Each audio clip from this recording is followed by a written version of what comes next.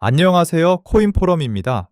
지난 주말 중동에서 큰일이 터졌어요. 미국과 이스라엘이 이란을 공격했고 이란 최고 지도자 하메네이가 사망했어요. 전쟁이 터진 거예요. 금값은 2% 올랐고 브렌트 원유는 13% 폭등했어요. 전 세계가 공포에 반응하면서 크립토 시장도 같이 내려갔어요. 그런데 여기서 흥미로운 일이 생겼어요. XRP가 1.27달러까지 내려갔다가 이틀도 안 돼서 1.40달러로 돌아온 거예요. 전쟁이 터졌는데 왜 XRP는 무너지지 않았을까요? 오늘은 그 이유를 처음부터 끝까지 설명해 드릴게요. 전쟁이 터지면 크립토는 내려가는 게 정상이에요. 투자자들이 금과 채권 같은 안전자산으로 달려가거든요. 실제로 지난 주말에 그 패턴이 그대로 나왔어요. XRP는 1.27달러까지 내려갔어요. 그런데 이틀도 안 돼서 1.40달러로 돌아왔어요. 전체 크립토 시장에 10억 달러가 들어왔어요. 5주 연속 유출이 끝났어요. XRP ETF도 가격이 내려가는 동안 기관들이 오히려 955만 달러를 더 사들였어요. 그리고 전쟁 뉴스가 터진 바로 그날 리플 프라임이 미국 최대 결제 청산 기관인 DTCC에 공식 등록됐어요. 오늘은 이 모든 걸 하나씩 풀어드릴게요. 시작 전 면책 조항입니다. 이 영상은 교육 목적이며 투자 조언이 아닙니다. 암호화폐는 고위험 자산이며 모든 투자 결정은 본인 판단과 책임해 하시기 바랍니다. 먼저 타임라인부터 정리할게요. 지난 토요일 미국 이스라엘 연합이 이란에 미사일 공격을 했어요. 이란 최고 지도자 하메네이가 사망했어요. 주식시장은 주말이라 닫혀 있었어요. 그래서 크립토가 전세계 공포의 압력을 전부 받았어요. XRP는 24시간 만에 마이너스 7% 이상 내려갔어요. 1.29달러에서 1.27달러까지 밀렸어요. 그런데 동시에 일어난 일이 있어요. 이란 최고 지도자 사망이 오히려 장기 전쟁 리스크를 줄인다는 해석이 나왔어요. 지도부 공백이 전쟁 장기화를 막을 수 있다는 거예요. 실제로 그 다음날 XRP는 플러스 3% 반등해서 1.40달러로 돌아왔어요. 전쟁 뉴스에 처음에는 빠졌지만 이틀 안에 회복한 거예요. 여기서 핵심 데이터가 나와요. XRP가 가격이 내려가는 동안 ETF는 어땠을까요? XRP ETF가 지난주 955만 달러 순유입을 기록했어요. 2월 27일 기준 하루 평균 221만 달러가 들어왔어요. 총 ETF 자산은 9억 8,300만 달러예요. 가격은 내려갔는데 기관은 오히려 사고 있었어요. 이게 무슨 의미냐면요. 개인 투자자들이 공포에 팔 때 기관들은 그 물량을 받아갔어요. 공포 매도를 기관이 흡수한 거예요. 이 패턴이 중요해요. 전쟁 공포는 단기 변수예요. 기관 ETF 매수는 장기 구조예요. 이 두 개의 방향이 충돌했을 때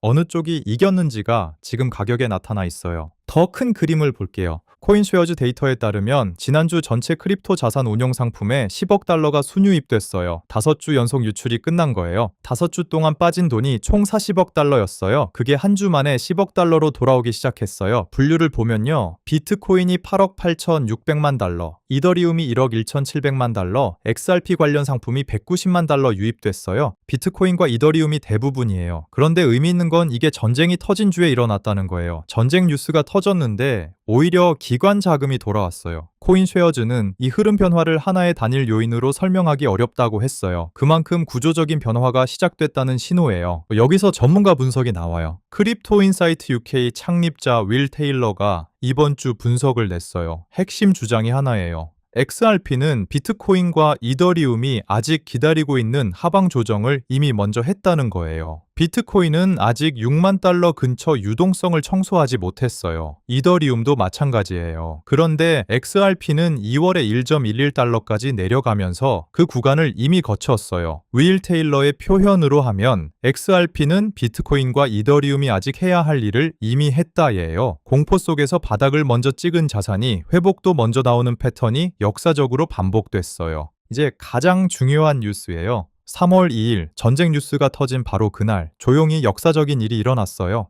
DTCC의 NSCC 디렉토리에 히든로드 파트너스 CIV, US LLC가 새 멤버로 등록됐어요. 코드명 HRFI, 첫 거래일 3월 2일이에요. 히든로드는 리플이 작년에 12억 5천만 달러에 인수한 기관 프라임 브로커리지예요. 현재는 리플 프라임으로 리브랜딩 됐어요. 이게 왜 중요하냐면요. DTCC는 미국 증권 결제의 핵심 인프라예요. 미국에서 거래되는 주식, 채권, 파생 상품이 전부 DTCC를 통해 청산, 결제돼요. DTCC의 연간 결제 규모는 약 2.33경 달러예요. 쿼드릴리언, 즉 조 단위를 넘는 숫자예요. 리플 프라임이 그 인프라 안에 공식적으로 이름을 올린 거예요. 리플 프라임이 DTCC에 들어간 의미를 더 풀어볼게요. 히든 로드를 인수할 때 브래드 갈링하우스는 이렇게 말했어요. 히든 로드의 사후 거래 활동을 XRPL로 이전할 것이라고요. 히든 로드가 처리하는 연간 거래 규모가 3조 달러예요. 리플 프라임은 DTCC 안에서 이 3조 달러 규모의 거래를 XRP 레저 위에서 결제하는 파이프라인을 깔고 있는 거예요. 분석가들이 말하는 건 이거예요. DTCC 전체 물량의 10%만 리플 프라임을 통해 RLUSD로 결제된다면 그건 연간 약 233조 달러 규모의 거래예요. 이 숫자가 현실이 되면 XRPL 위에서 일어나는 온체인 활동이 완전히 다른 차원이 돼요. XRP의 브리지 수요도 자연스럽게 따라와요. 전쟁 뉴스 속에 조용히 나온 뉴스지만 장기적으로 훨씬 더 큰 의미가 있어요. 규제 쪽 업데이트도 나왔어요. 갈링하우스가 최근 두 가지를 말했어요. 첫째, 스테이블 코인 수익률 규제 협상에 대해 협상의 문은 활짝 열려 있다고 했어요. 은행들이 성실하게 나와야 한다고 강조했어요. 둘째, 클래리티 액트 통과에 대해 4월 말 통과를 낙관적으로 봤어요. 클래리티 액트는 XRP를 디지털 상품으로 분류하는 법안이에요. 이게 통과되면 은행들이 XRP를 컴플라이언스 걱정 없이 채택할 수 있어요. JP모건도 분석을 냈어요.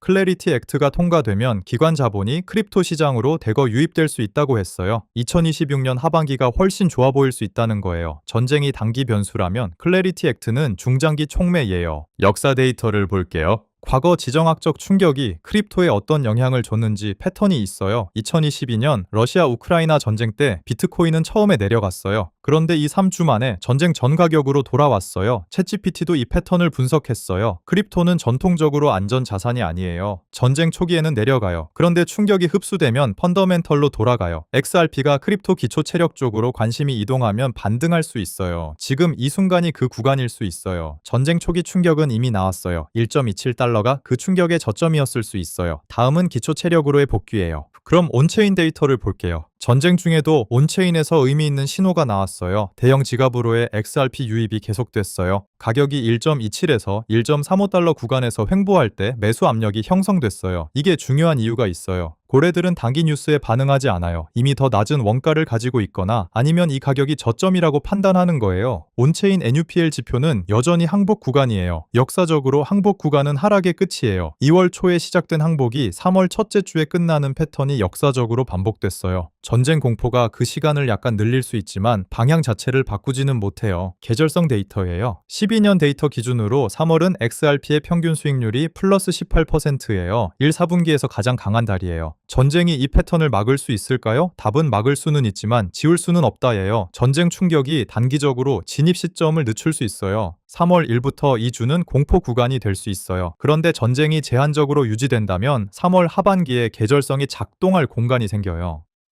과거 지정학적 충격이 있었던 3월들도 결국 마감할 때는 플러스였어요. 지금 1.35달러 구간은 그 회복 출발점일 수 있어요. XRP가 이번 전쟁에서 특별히 강한 이유가 있어요. 첫째, ETF가 방파제 역할을 해요. XRP ETF가 가격 하락 중에도 순유입이 유지됐어요. 이게 매도 압력을 흡수하는 쿠션이에요. 다른 알트코인에는 이 쿠션이 없어요.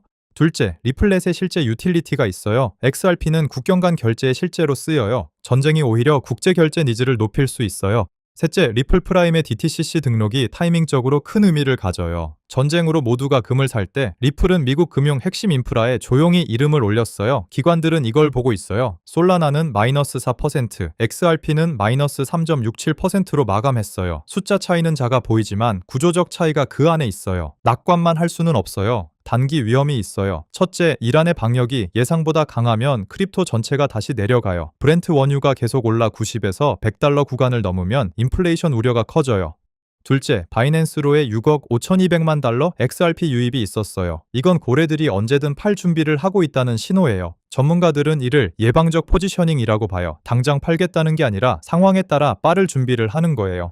셋째, 1.27달러 지지선이 다시 테스트될 수 있어요. 이게 깨지면 1.11달러 구간이 열려요. 이 위험들을 인지하면서 데이터를 봐야 해요. XRP가 버텼다는 건 팩트예요. 그런데 전쟁이 더 확산되면 이야기는 달라져요. 전쟁이 끝나면 뭐가 기다리고 있을까요? JP모건이 분석을 냈어요. 클래리티 액트가 통과되면 기관 자본이 크립토 시장으로 대거 유입될 수 있어요. 2026년 하반기가 훨씬 좋아 보일 수 있다는 거예요. 갈링하우스는 4월 통과를 낙관적으로 봤어요. 지금 전쟁은 법안 타임라인에 직접 영향을 주지 않아요. 미국 상원 표결은 예정대로 4월에 진행될 가능성이 높아요. 만약 4월에 클래리티 액트가 통과되면요, XRP는 디지털 상품으로 분류돼요. 은행들이 컴플라이언스 걱정 없이 온디맨드 리퀴디티를 채택할 수 있어요. 도이체방크 다음 파트너십 공개가 시작돼요. 지금 전쟁 공포가 진행 중인 동안 이 타임라인이 조용히 계속 돌아가고 있어요. 그럼 XRP 보유자 입장에서 지금을 어떻게 봐야 할까요? 세 가지로 정리할게요. 첫째, 당위 공포와 장기 구조를 분리해서 봐야 해요. 전쟁은 당위 변수예요. ETF 유입, 리플 프라임 DTCC 등록, 클래리티 액트, 타임라인은 장기 구조예요.